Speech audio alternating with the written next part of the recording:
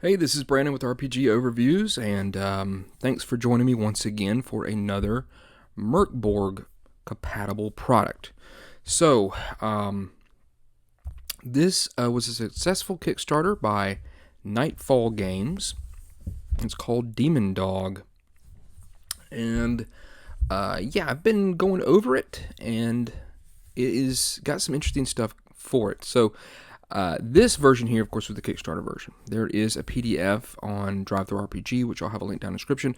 I'll also find a link to if there are any of these still available in print. There's the spine, here's the back, and it says, "You died, you made a deal, and now you're back. Sure, you had to make a pact with a devil, or at least one of them, but it's worth it for revenge. Stick 2 fingers up to the zealots, burn their shit down, skewer the taxman, kick the guards in the, I believe that's bollocks, spit on your own grave." Compatible with Merkborg, Nightfall Games, Wordforge Games. So there it is. So one thing to say about it is with Nightfall Games, I have a bit of a history with that company. Slate Industries is what they're kind of known for. I had the original first edition, and I believe the kind of their second edition of Slate Industries.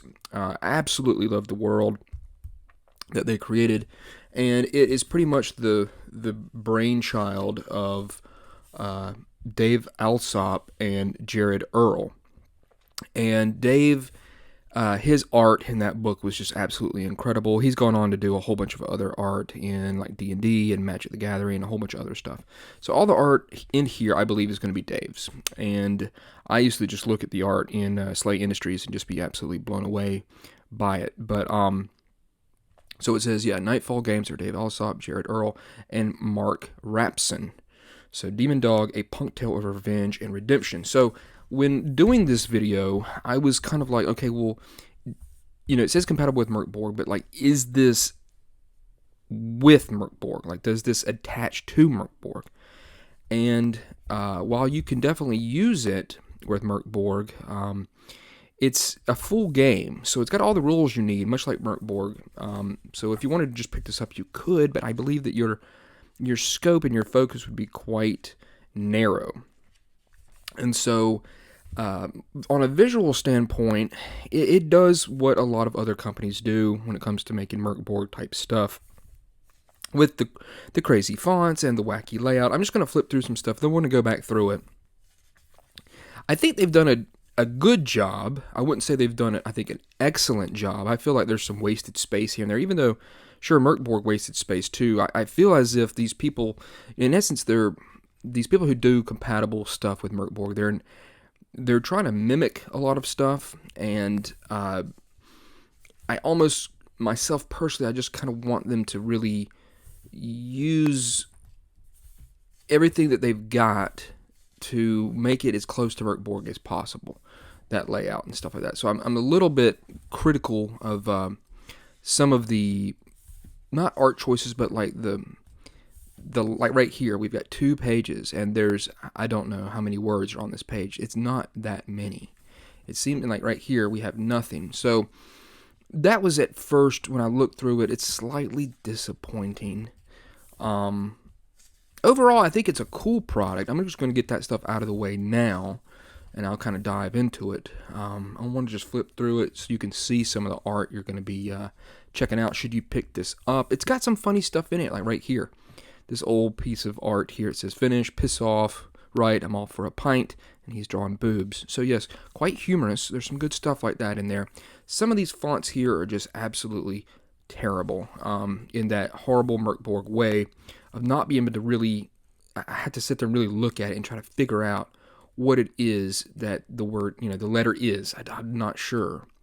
Like this, I would have loved to have seen more stuff here. Merkborg really tries, even though it does have, got to give it, be honest here. Sometimes, there's a couple pages on Merkborg that are absolutely useless.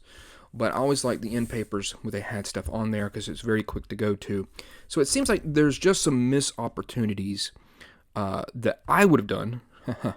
I'm not Nightfall Games, of course, in trying to, in essence, mimic Merkborg. Now, maybe that's not exactly what they were trying to do, but they obviously were in some degree because of the way that it looks. I would have done stuff as close as possible to try to give you the Merkborg experience, especially if I'm trying to put out a book that has all the rules that you need and is trying to look like it. So, what is happening in it? You have died. It says you don't remember much of your life in this world, but you know you're angry about it. You start your new life with two things. You have a goal, some unfinished business in the real world, and you have a task, the Baron's bidding, a debt to pay for your return. So you have returned from the dead, and you now serve a Baron. If you can achieve both these goals, you are free of all your binds. You can leave this world or return to it clean. Of course, you used to be human, but there's not much of that left as you'd like. You look mostly human, but it's obvious you're one of the dogs, a revenant on a demon's mission. Your silver spins just as well in the tavern, but if anybody joins you at your table, even if anybody joins you at the table, you can die like anyone. You need to eat, drink, and sleep, but you're not just anyone. Trouble follows you, and when it doesn't, you might start it. Your money might be welcome in these trying times, but you're not really. So drink up and be on your way. You know what your kind are like, or we know what your kind are like. So this tells you what you need to do. How did you live? So you're going to go to this page here. It says so-called sins. You're going to roll one of these up with a D10. And like this easy one here, loudmouth. So it's going to tell you pretty much how you died, who you were before and how you died.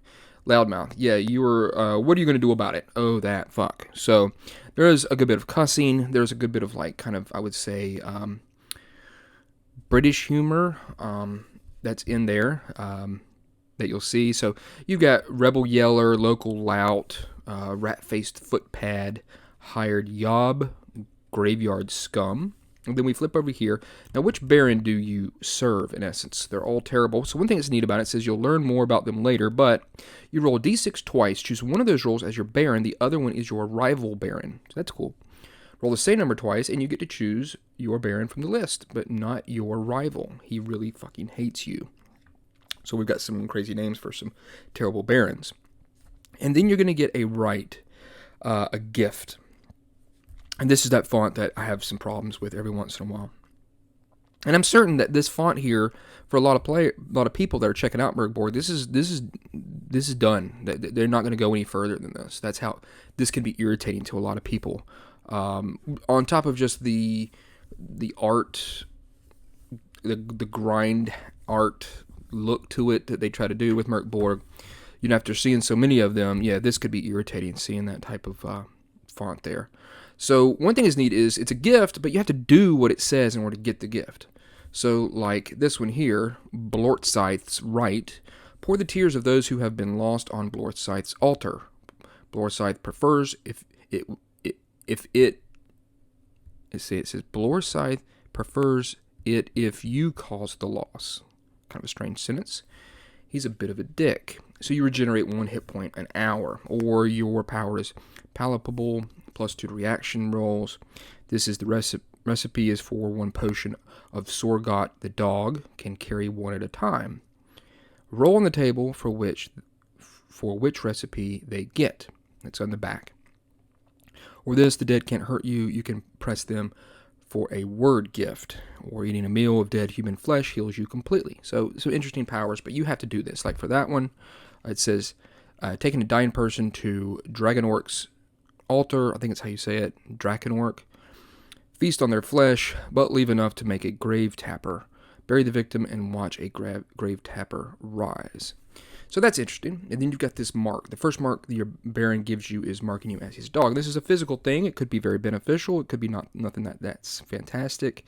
This word, I'm still not sure exactly what that one is. This one says pig-headed. So you've got the head of a pig. You might have abyssal skin or a death maul. It's going to give you an attack. You might get a bone crest instead of hair. This one here, you pretty much have like a skeleton face. This one you have dread gaze, which is a really good ability here. Your stare hurts. You look into some poor sap's eyes and make them feel worthless. Everyone finds it hard to look at you. No change from usual.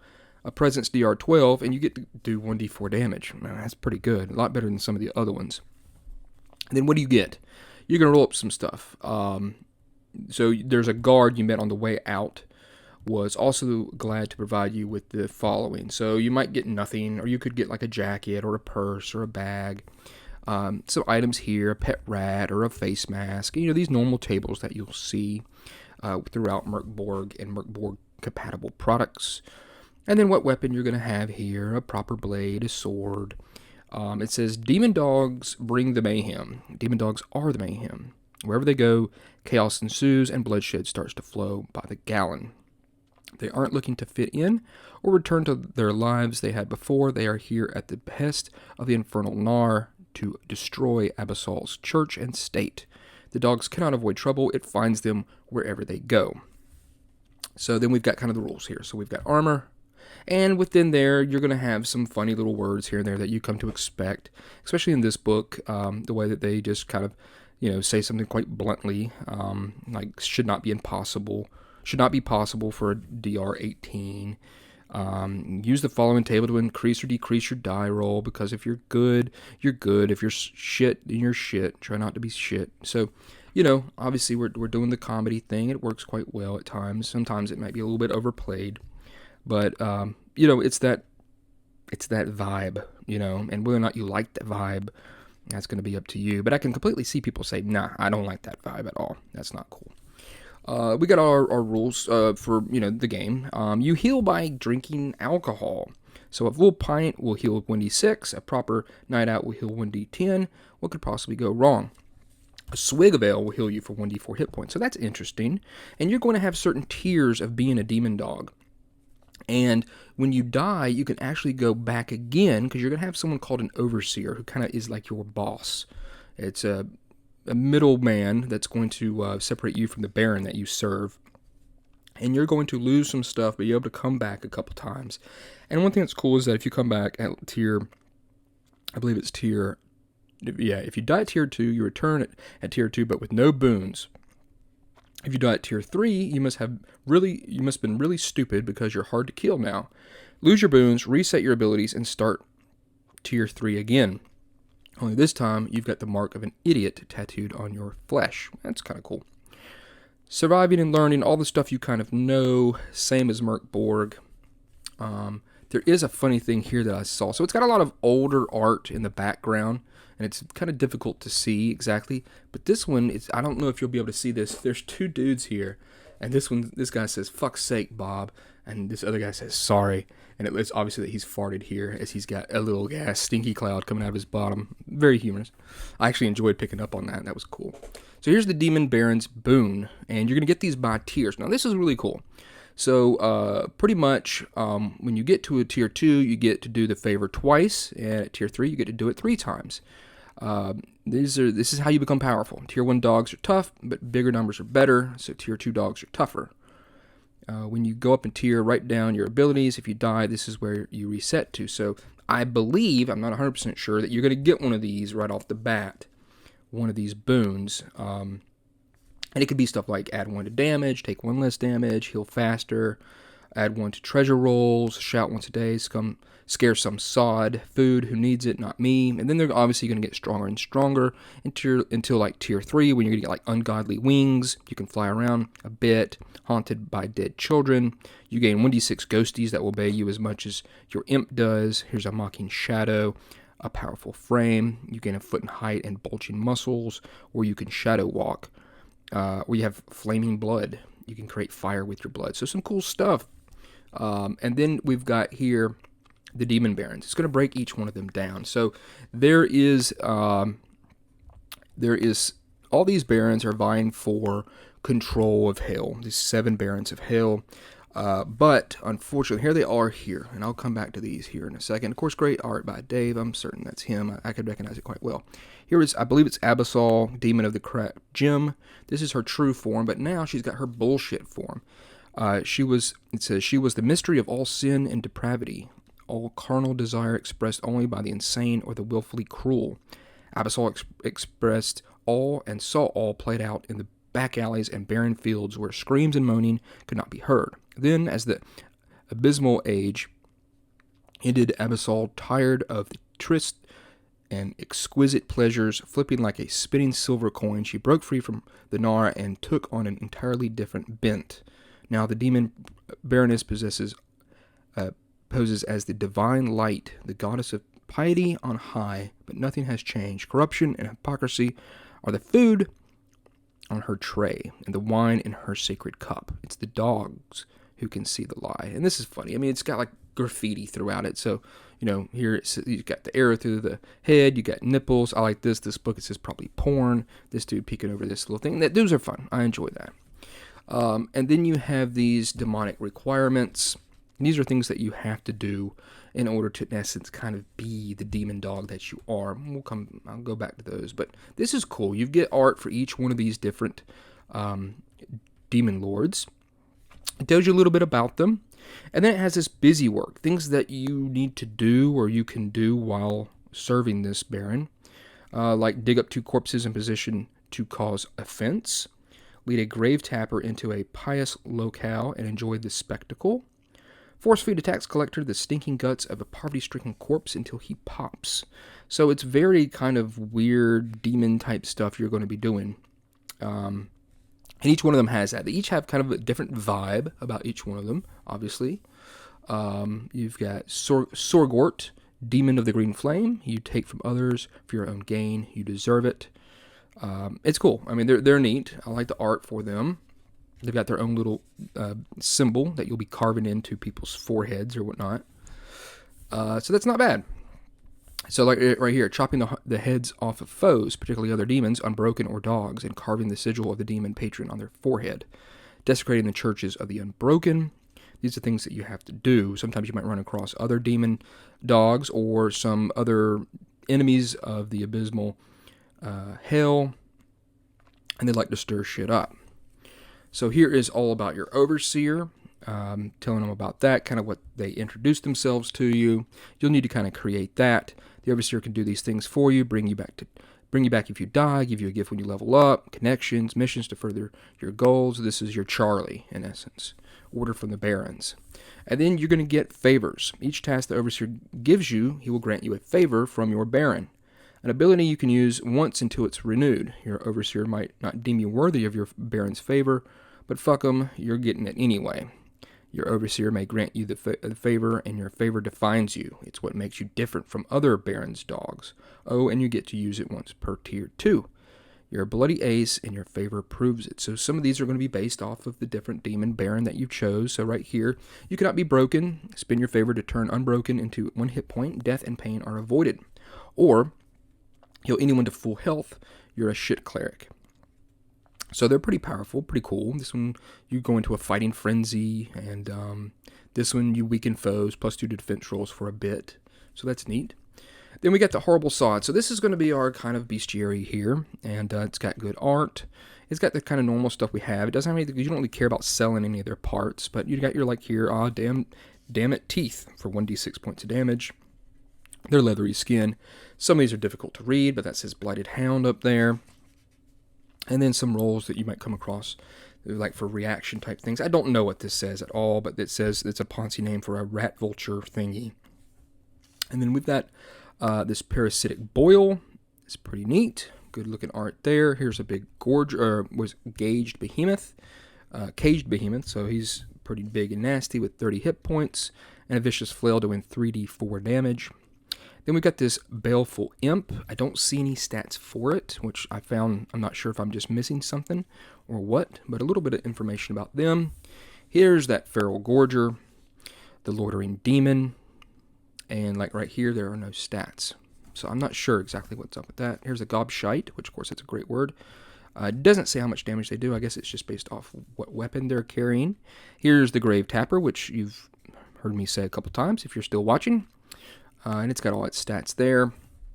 Here's the Sodding Great Dragon, very nasty, with its D12 damage it's going to do with its teeth, and so on and so forth. It's a good section, but here is a better section.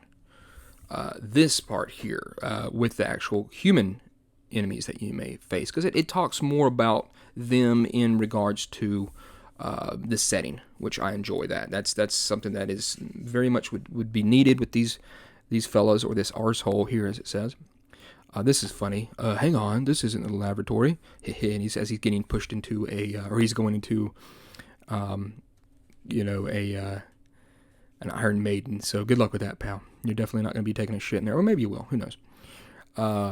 So it does have a lot of write up about them. So that's good with the people of the land. Filth peddler, leg breaker.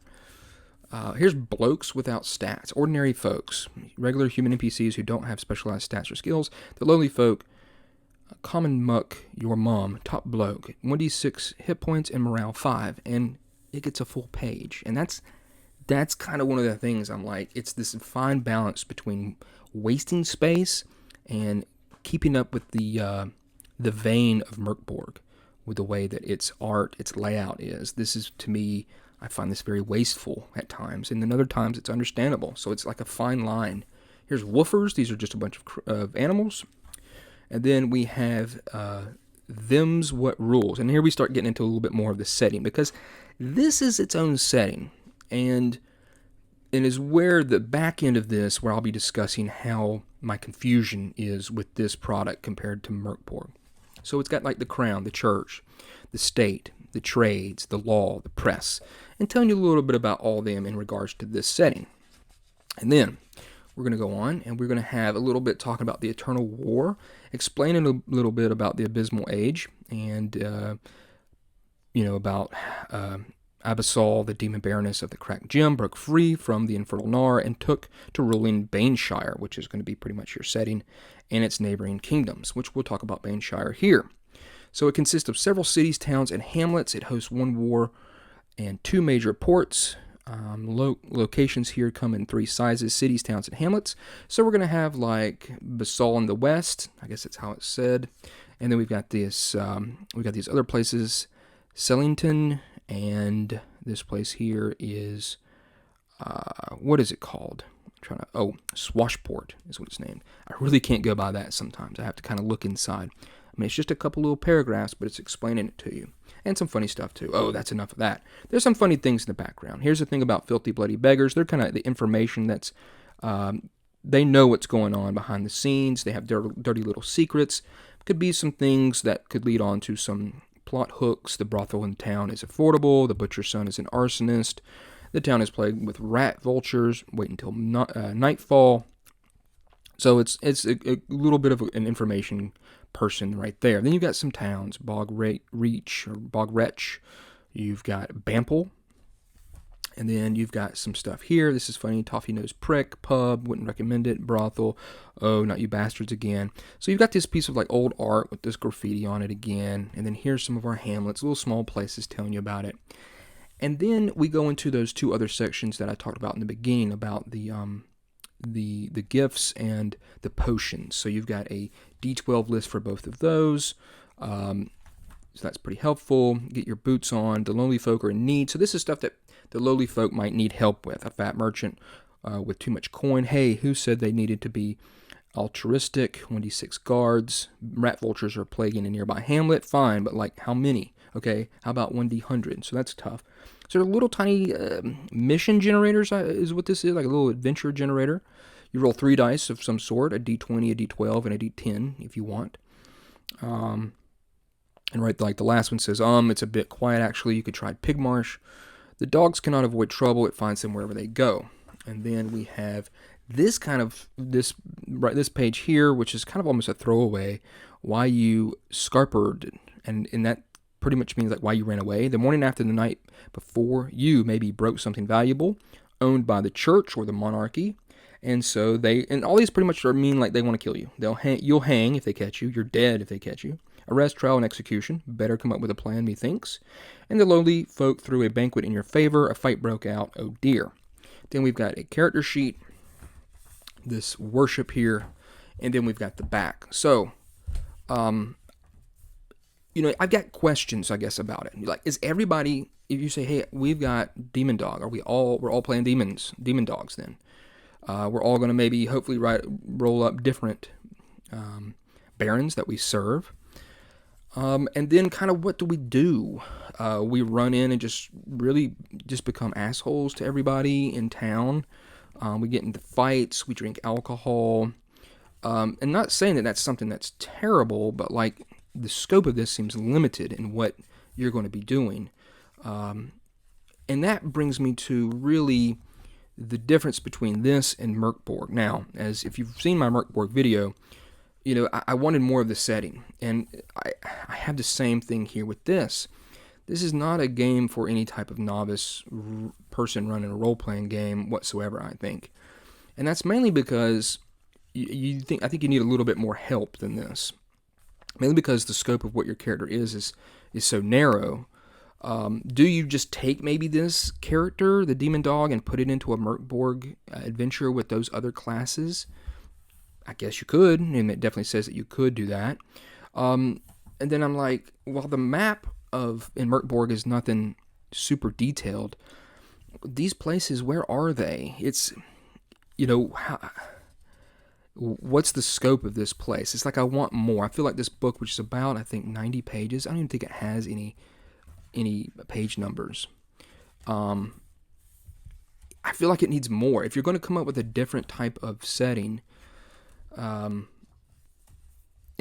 give me a map, give me an adventure. I think anything that would really help this book would be an adventure in the back. I think that would have cleared up a lot of stuff for me. How do you play this game with a whole bunch of other demon dogs? Do you put this in with other classes from Merkborg? What do you do other than, like, the next town over is lost to Gnawflesh. The beggar makes poisons. Interested? The town secretly hates demon dogs. Okay, what else? And then there's some stuff here telling you a little bit about the different places. But what are you doing? I don't know. It's kind of surprising to me. I've been looking through it several times, and I'm kind of surprised that it hasn't really come to me. Maybe someone out there watching this video will help me here. But it says we've got a dozen or so towns around this way, most of which are the worst places to be if you're not local. Some towns are warped in permanent war with one side or another occupying the region, but the ones further from the middle don't suffer too much outside the recruiting sergeants taking away their sons and daughters to feed the war. So there's this war going on. They say various reasons why it's happening, but it's nothing that really stands out big if you read these sections here. Like this place here has the Merchants Guild. She sees the Queen of Sellington sees her subjects as her cattle with two small cathedrals, vying for influence. Sellington is a busy place where laws go to die, beaten to death with commerce. I feel like you have to do a lot of work. Not only do you have to do some work with Merkborg if you want to make it a full campaign type thing, but because this separates it from that book, and it limits your kind of choices of what you are. It's like you're all playing assholes with demon things going on with your body. And you're just going to get into fights and spit on graves and laugh at the church. And maybe I'm not, like I said, maybe I don't see 100% what how to say this, really the scope of what this game's all about, this book. Regardless of some of the design decisions about it, how I feel like there's some wasted space where they needed to have a lot more. There's a couple of tables that I think that are almost kind of pointless, kind of like that one in the back. These things here are really kind of going to be what you're doing. Punch a coffin dodger. You're fucking awful, you are. Bite someone's dog. Give it rabies. I don't know. It's kind of a conundrum to me. I like the way it looks. I like the art. I would have loved to have seen an adventure. I think hopefully they'll put one out if this is selling well. An adventure just to say, okay, demon dogs, because you're not playing this probably with just one person, or maybe you are just playing it by yourself, because, obviously Merkborg can be played by itself.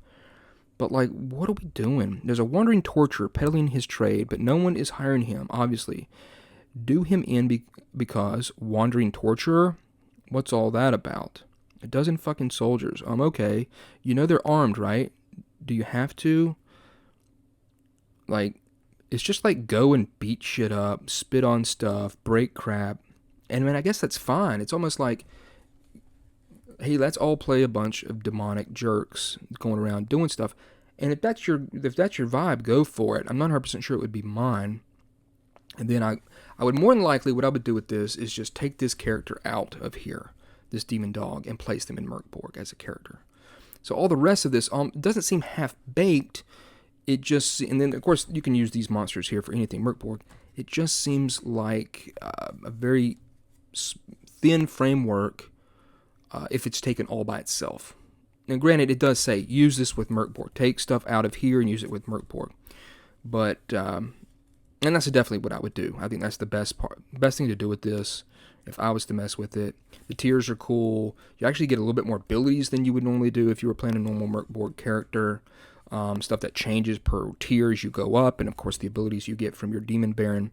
Overall, I know this has been a little bit of a weird video here, but overall it's a cool product. I don't think it's fantastic. Of course, I love Slay Industries. I like Nightfall Games. It's got some good stuff going for it. It's just, I think an adventure would have solidified what it actually is and what you're supposed to do with this book by itself. If you're going to be a standalone book, then I think you're going to need to help people a little bit. And the adventure in the back of Merkborg is great, in my opinion, to let players know exactly what you're doing. And that's where I think this drops the ball. So let me know if I'm wrong, if you see what I'm seeing, if you see what I don't see, and maybe you can kind of explain it a little bit more to me. Leave a comment down below. I'd love to hear what you think about this when it comes to Merkborg. Obviously, I've done a bunch of videos on Merkborg stuff, and so I do think it's cool. I just wish there was just a little bit more to solidify it in its being. So there it is. So thank you to everyone that's been subscribing. Please, share the video wherever you'd like. Give it a thumbs up. That always helps. And on a different note, just to let you know, all the people that have been subscribing and watching my videos, I try to put out a whole bunch of videos as much as I can, almost one per weekday for my RPG freebies. It is a lot of work. I could always be doing more, but I'm almost about to get the channel. The channel is almost about to get monetized, and that's y'all's doing, which I appreciate very much. Now, when it becomes monetized, it doesn't make very much money whatsoever, and it's not a thing where it's kind of like it's not a thing where I want it to be monetized to make money. It's just because it could be, I want it to be. It's like the whole, why climb Mount Everest? Because it's there. So it's within grasp. So if you could, please, all the people that enjoy my channel, watch some more videos. Maybe go back and watch some stuff. Because while the subscribers to get 1,000 is, I thought was going to be difficult, it's the 4,000 viewer hours, which is, it's a push and pull, win some, lose some, a yo-yo battle back and forward, and I'm almost there. So it's just one of those things I want to happen because it could happen.